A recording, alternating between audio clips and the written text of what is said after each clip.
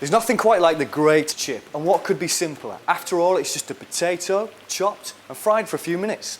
Simple, isn't it? What could possibly go wrong with that? Well, it's a little bit more difficult than that because people are a bit fussy when it comes to their chips. You see, everybody knows exactly how they should really look and taste. Gloriously golden and crisp on the outside and fluffy in the middle. Well, today I'm going to show you how to make the very best chips just the way your customers like them every time. I'll also be showing you that however tempting it may be, cutting corners can cost you dearly in the end. And you'll be pleased to know I'll be showing you that following the McCain guidelines can mean more profit for you.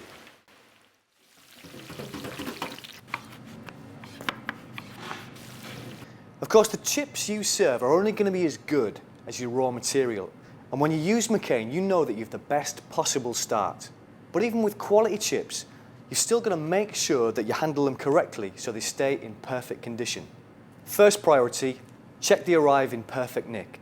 Then when you're happy, get them into the cold store as quickly as possible because with frozen and chilled products, changes in the storage temperature are a big enemy of quality. You need to check a good few cases. So we're looking for -18 degrees C for frozen chips. Get a thermometer like this and check the temperature. Okay, I'm happy with the temperature, but what about the condition of the boxes? Check carefully for signs of water or drop damage. You might think that chips are fairly hardy, but they're actually quite sensitive little fellas, so always handle them with plenty of TLC. Drop a case from chest height like this, damage up to 1/3 of your chips, and lose over 1 in 10 of your portions. If you serve larger portions, you could lose 6 a case. For smaller portions, wave goodbye to up to 10 servings per case. Broken bits mean that you have to put more chips on your plate to get a decent looking plateful. Now, you don't have to be a mathematician to see how the losses can build. You're literally chucking your profit away. Obviously, temperatures for frozen and chilled products are going to be different, but even small variations outside the recommended temperature range will affect finished quality. So it's essential you follow the manufacturer's storage instructions. Remember, only sign for delivery when you're completely happy with everything.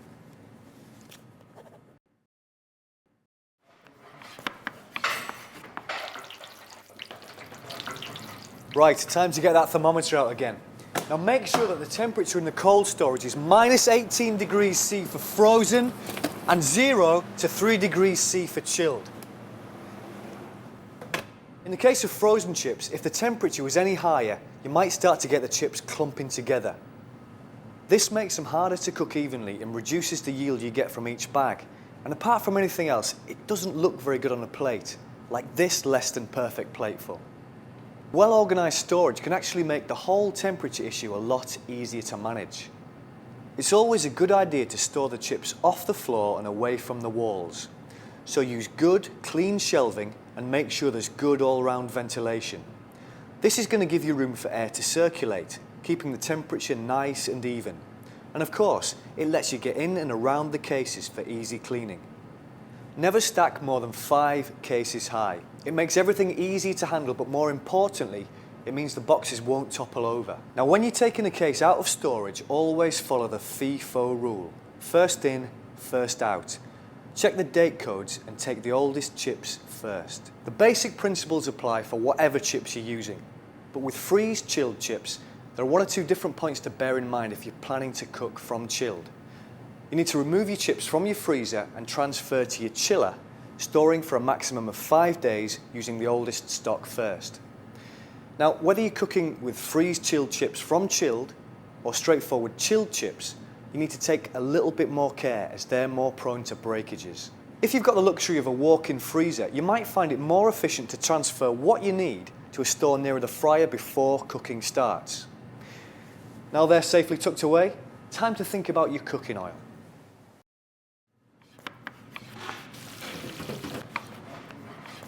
You know, the quality of your cooking oil can really make or break your chips, so it's vital that you keep it up to scratch. There are 3 big issues with the oil: how clean the oil is, how much of it there is, and how hot it is. So make sure you check all of these as part of your daily prep.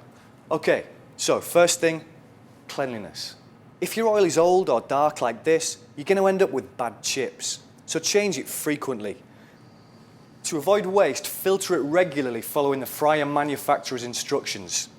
It's also worth checking that the oil is free of any crumb too. Now, a good way to clean it is to use a sieve like this and drag it along the oil.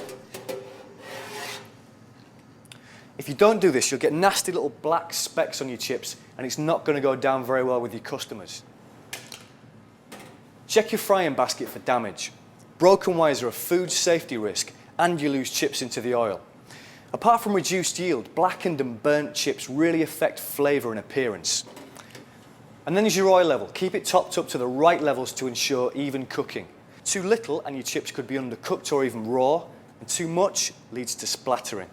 But only top up when the fryer is switched off and the oil is totally cold. Check the fryer thermometer and make sure it's at the same temperature as the handheld thermometer. Too hot and your chips will cook too quickly and be dark on the outside and raw in the middle, and too cold and too much oil will be absorbed, meaning horrible, soggy chips. Got that? Okay, time to start cooking.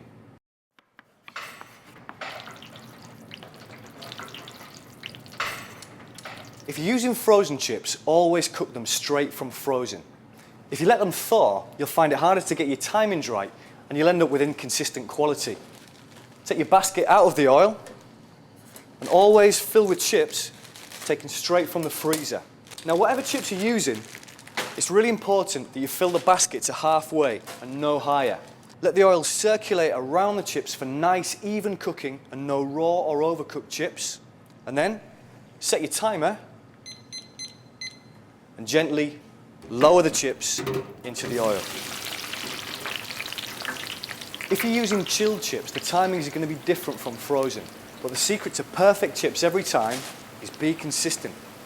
If you over-fry chips past their recommended cooking time, you may find they absorb more oil and therefore more fat.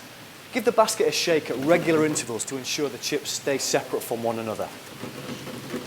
Make sure that they're nice and evenly cooked all over. Keep the basket in the oil to keep the chips frying all the time.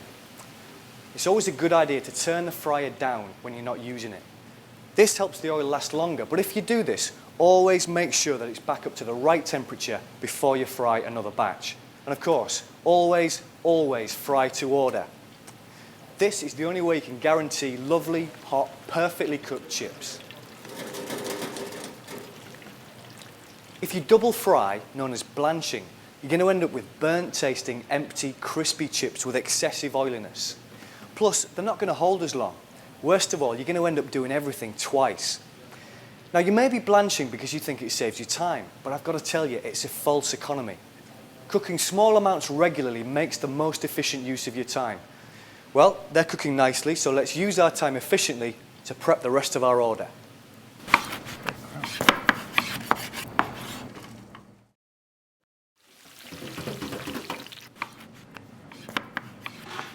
Okay, so let's review the main points. Always check that the chips haven't defrosted if they're supposed to be frozen. Store your chips at -18 degrees C. Use clean shelving or pallets off the ground and away from the walls. And never stack more than 5 boxes high. Transfer to the kitchen 1 case at a time. And pour straight from the bag into the frying basket when you get an order. Keep your oil at the temperature recommended by the manufacturers. No more, no less. And keep the oil clean, topped up and free from scraps and debris. Shake the chips while they fry to make sure they cook evenly all over. Shake off any excess oil and don't leave them to hold over the fryer. Put them under heat lamps, but for no more than 5 minutes. And always cook to order.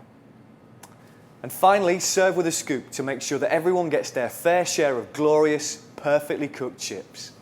So there you have it. Perfect chips every time. Easy, really.